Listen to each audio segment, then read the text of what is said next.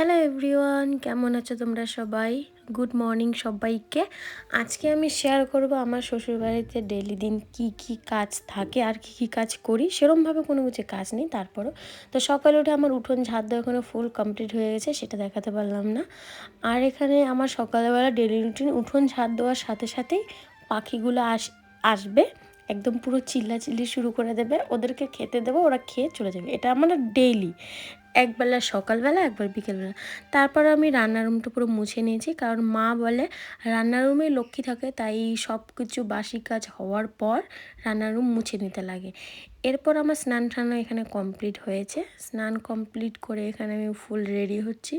Ready হয়ে এখন যা থাকে একটা মেয়ে মানুষের বিয়ের পর যেগুলো কাজ, সেরকম কাজ বলতে আমি মনেই করি না, কারণ আমার ওগুলো গায়েই লাগে না। কাজ সেরকম নেই, কারণ আমি যা কিছু করি তার সাথে আমার মা হেল্প করে, মানে শাশুড়ি মা হেল্প করে। এখানে আমি রেডি হয়ে পুজো দেওয়ার জন্য ছাদে এসেছি, আর রিও আমার সাথেই থাকবে সারাক্ষণ। এখানে রিওর সাথে খেলছিলাম জল দিয়ে। তারপর আমি ঘরটা মুছে নিলাম, ঠাকুরঘর। তারপর এখানে পুজো দিলাম, আর এই ভোলেনাথকে বসিয়েছিলাম শিবরাত্রির দিনে, কারণ সেদিন জল ঢেলেছি, কারণ আগের থেকেই আছে, তারপর আমি সেদিন বসিয়েছি। এরপর আমি রান্না করবো আজকে সোয়াবড়ি। সোয়াবড়ি এগুলো হচ্ছে ছোট্ট, একদম ছোট ছোট, আমি কোচবিহার থেকে নিয়ে এসেছি, মানে আমার বাবার দোকানে ছিল, তো ওই দোকান থেকে নিয়ে এসেছি। তো এখানে কথা বলতে বলতে আমার রান্না কমপ্লিট। শাক ভাজা, সিম দিয়ে মাছের তরকারি, বাঁধাকপি আর সয়াবিন আর ভাত।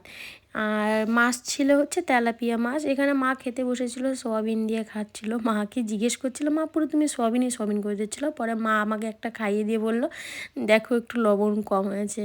তাই বললাম হ্যাঁ সত্যি কম হয়েছে। তারপর আমাদের সবারই এখানে খাওয়া দাওয়া ফুল কমপ্লিট। তারপর আমি বাসনপত্র সব ধুয়ে নিচ্ছি। এখানে আমার মহারাজা, তিনি সবার প্রথমে বসেছে, একদম লাস্টে উঠে পড়েছে।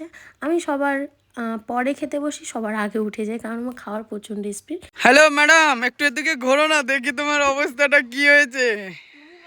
তো এতক্ষণ ধরে আমরা এখানে হোলি ভিডিও শ্যুট করছিলাম, যেটা ইনস্টাগ্রামে অলরেডি দুজনের আইডিতে এক একটা ভিডিও পোস্ট হয়ে গেছে, তোমরা দেখতে পাবে, তাই তো?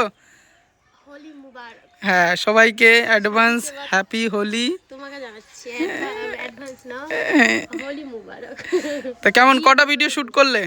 অনেক কটাই করেছি, ধীরে ধীরে দেখতে পারবে, একটা করে পোস্ট হতে থাকে। হ্যাঁ, তার এই জায়গাটা দেখো কি করে ফেলেছি আমরা, রং রং করে ফেলেছি। আর নেহাকে আজকে খুব সুন্দর লাগছে, মানে খুব কিউট লাগছে, জানি না কেন। তোমরা কমেন্ট করবে, নেহাকে সত্যি আগে থেকে এখন অনেকটাই কিউট লাগে দেখতে। বিয়ের পর সব মেয়েরাই বদলে যায়। হ্যাঁ, তুমিও আগে থেকে অনেক, আগে তো একটু মানে আলাদা রকম ছিলে, এখন দিন দিন অনেকটাই কিউট হয়ে উঠছো। তুমিও তো নিজে দেখো, নিজেকে দেখো, নিজেও তো হোলিতে একদম ভূত হয়ে গেছো। ভূত হওনি, তো চলো, এখন আমরা যেহেতু ভিডিও শুট করলাম আর শুট আমাদের কমপ্লিট হয়ে গেছে, তো তোমরা দেখতেই পাবে আমাদের ইনস্টাগ্রামে বা আমাদের ফেসবুকে রিলস তো আপলোড হয়।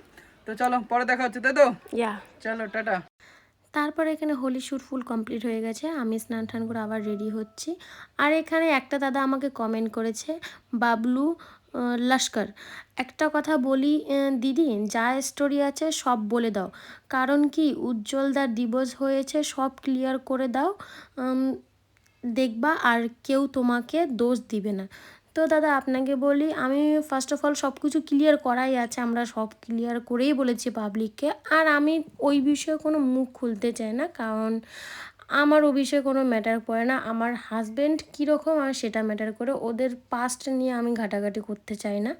কারণ আমি বিশ্বাস করি যে অতীতে মানুষের কি হয়ে যায়, তাই বলে আমরা বর্তমানটাকে তো নষ্ট করতে পারি না। তারপর আবার একটা দাদা কমেন্ट করেছে, স্টাডি জোন आपका बिहेवियर मुझे बहुत अच्छा लगा दीदी, থ্যাংক ইউ ভাইয়া।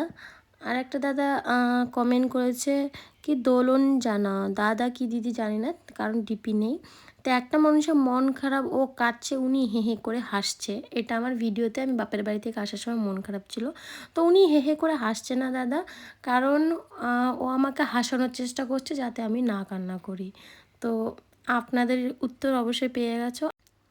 তারপর এখানে একটা দিদি কমেন্ট করেছে, পিঙ্কি রয়, দিদি ভাই আমার কমেন্টটা একটু দেখো, আমার বাড়ি তুফানগঞ্জ, তোমাদেরকে খুব ভালো লাগে আর এভাবে হাসি খুশি থেকো। থ্যাংক ইউ দিদি ভাই, এভাবে তুমিও পাশে থেকো।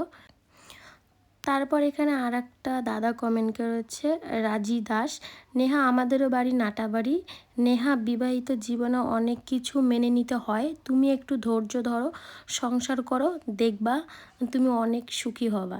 থ্যাংক ইউ দিদি। আর তোমাদের শাউট দিতে দিতে আমি এদিকে ফুল রেডি হয়ে গেছি, কারণ মানে স্নান ধান ছটার দিকে করে হঠাৎ করে একটা ফোন আসে যে আমাদের একটু বাইরে বেরোতে হবে। তো আমি আমার হাজব্যান্ড বেরিয়ে পড়েছি, আমার আর কিছু ডেইলি জিনিস নেওয়ার ছিল, সেগুলোই নিতে গেছিলাম। তারপর বাড়িতে এসে দেখি যে মায়ের ফুল রান্না কমপ্লিট। তো কখনো আমি রান্না করি রাত্রেবেলা, কখনো মা করে, মানে মা আমাকে ফুল সাপোর্টই করে, মা হেল্পও করে অনেকটাই। তো এদিকে এসে দেখি রিও পুরো একদম সোফার অবস্থা খারাপ করে রেখে দিয়েছে, কারণ রিও লাফ দিয়ে আসে এদিকে। আর আমি আসলে সারাদিন রিওর সাথে একটু এদিক ওদিক করে কাটাই। বোনরা শুটে গিয়েছিল, শ্যুট থেকে আসার পর খাওয়া দাওয়া করে ক্লান্ত হয়ে গেছে, তাই ঘরে শুয়ে পড়েছে। আর এদিকে রান্নার রুমে অবস্থা একটু খারাপই আছে। কিছুদিন পর আমরা রান্নার রুম মানে চেঞ্জ করছি না, জায়গা এটাই থাকছে, তাই একটু কিছু কাজ বাকি আছে রান্নার রুমের, তো সেটা করানোর কথা। তো সেরকমভাবে কথাবার্তা চলছে, তাই তো এদিকে রাত্রেবেলার ডিনার সবারই কমপ্লিট, আমারও কমপ্লিট হয়ে গেছে। তারপর এখানে বাসন কটা ধুয়ে নিচ্ছি, ধুয়ে দিয়ে আমরা মুভি দেখবো প্ল্যান করেছি।